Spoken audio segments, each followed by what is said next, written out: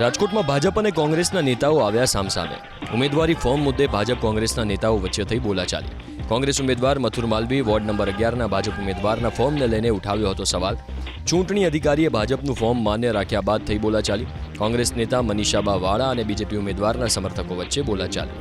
આ તરફ મહેસાણા કલેક્ટર કચેરીમાં ભાજપ અને કોંગ્રેસ કાર્યકરો વચ્ચે થયો હંગામો. ઉમેદવારના ઠેકેદારોને ધમકાવતા હોવાના આરોપ સાથે કોંગ્રેસ અને આપના કાર્યકરોએ હોબાળો કર્યો. જબરદસ્તી ઠેકેદારોના ફોર્મ પરત ખેંચાતા હોવાનો આરોપ લગાવ્યો. તો આ તરફ અમદાવાદ કલેક્ટર કચેરીએ પણ માહોલ ગરમાયો. કોંગ્રેસ ઉમેદવાર અને ચૂંટણી અધિકારી વચ્ચે બોલાચાલી થઈ. દરિયાપુરના કોંગ્રેસ ઉમેદવાર નીરવ બક્ષી અને અધિકારી સામે આવ્યા.